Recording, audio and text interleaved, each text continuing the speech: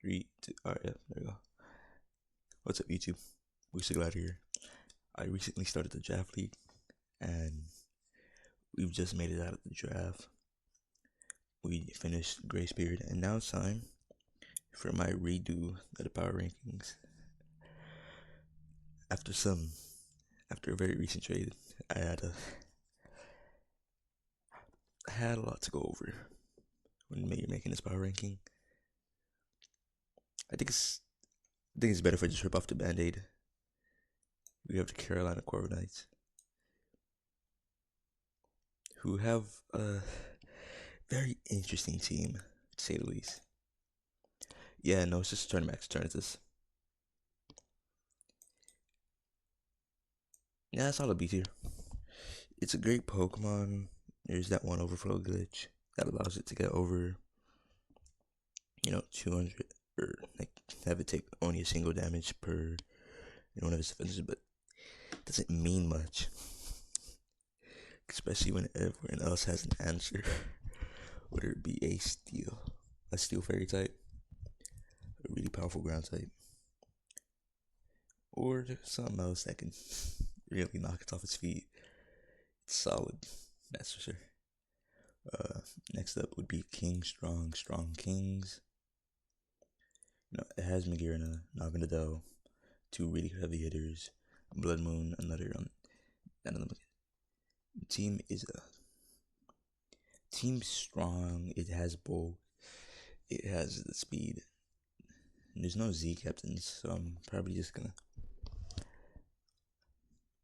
as I stated, if this team doesn't have any Z captains, I'm just gonna slap it onto a random Pokemon. But even with that, it doesn't do anything different to the team. It's still just solid. Yeah, I'll put it. I think this would be like the top of A tier. We'll keep going down this. Next will be Mike Vagular. Not sure. But basically, their team is uh, it's OU staples. That's about it. OU staples with Shaman Sky and Chenpao, two Megas, and Mawile and Zardex. But after that, there's not much to speak about. It's strong. It's like it's strong in draft. It has Palkia. I didn't see that, but yeah, it's a really strong draft team. Would be amazing on the ladder. I say it's a solid A tier. Next up, we have the Harmonic Heroes, coached by Yuji Itadori. Uh, there's probably gonna be a lot of free agency things done. So by the time this comes out, for the pre-season power rankings, everyone's team will look a little different as we start picking at broski's drop bonds. Looking at a little more Lugia Reshiram. It looks like a core and a half. The Cosmodon with Z. It's not able to become Ultra Necrozma, so that's still fine. We have Zygarde 50, which is another one that could be really great. Rabombi, Webs, that's an amazing hazard to have. Rotom Wash, staple in any good bulky draft. And there's not much to say about it. It's a great team. It might not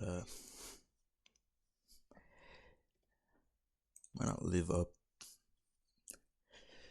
to how well built it is, because there are, while it does have some really high highs, it has some has a really expensive low right here in Solgaleo. It has a low Sandslash, which I don't know if it'll ever see the field, but if it does, it can probably do something before it gets melted. So for that, I'll slide it in between, or I put it right behind it, right behind the Tournamax. It's solid. Not as good as the Tournamax, but it can probably beat it. Next up would be the Sunnyside Suicunes, coached by Mug. I've been taking purely the team into account. Because if I do coaches, then it'd just be really lopsided for the coaches that I haven't seen play. But purely off the teams, Mug has drafted something insane. Pivoting options, Zapdos, Cinderace for court change. No hazards can be stacked against it. Darkrai is a really strong Pokemon in general. Tapu Lele, uh, Guardians of Alola is a strong ass move. Torrentee, it has Defog in this format because it's not Dex. So, Defog Torn, I don't think it gets Prankster off it, but it's still a fast Regenerator Mon, right? I think this one has Regenerator. Anyways, DOA pairs with Lele's Psychic Terrain. Spectre and Marshall are just independently strong Pokemon. And Ting Lu is probably one of the best defensive pieces you'll see on this draft board, at least. Strong enough, in fact. I think it gets it's solidly S tier. There's no one thing that it's lacking, and it has its identity despite lacking a Mega Evolution. But I think that might help it be less predictable, as it doesn't, as all of the team's Pokemon would be able to run whatever items they want, besides the two Z captains sometimes. But it's neither here nor there. It's still an amazing team. Next up, Granville County Genesect, coached by Pops. It's a Sun team. That's about it. It's a strong Sun team. It can get shut down if you can take out the weather. If I don't see a Rapid Spinner on here actually. I see like 2 Defoggers, no Rapid Spinners. So if any of the Defoggers go down, oh wait, no, it's Terrapagos. Pagos is the only Rapid Spinner here, so it's forced run heavy duty boots to get hazards out of the way, so Charizard can come back in the game if it's not already dead. So that kind of list. So it loses out on the ability to reheal, regenerate. The leftovers, there's no grassy terrain, so you don't get the benefits of terrain. Yeah, ultimately it's just alright. It's alright outside of the weather that it's built on, but in it, it's an A tier team. That's what I'm gonna give it A tier for that. Next up is the Silver City Bruisers, coached by Preview or Prevow. Well, it's a electric terrain team with Iron Shreds and Bundle back up two really fast heavy hitting mons.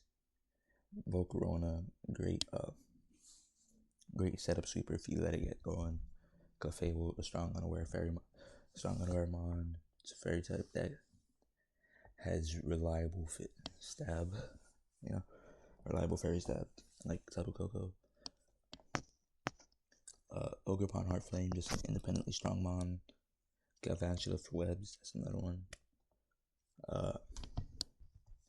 Rock Up, Overquill, Hazards, Toxic, Intimidate.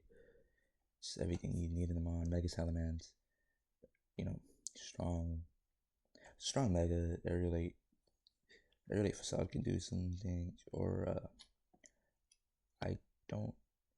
Double Edge might be the next best one. Then there's Single Strike. It's like independently a strong, heavy hitter mon. There's nothing else. I don't feel like it fits in this team exactly, but like it's search for Single Strike can fit in anything. I'll put it right, yeah, second to best art, and then Lysium Aron is the lead pick.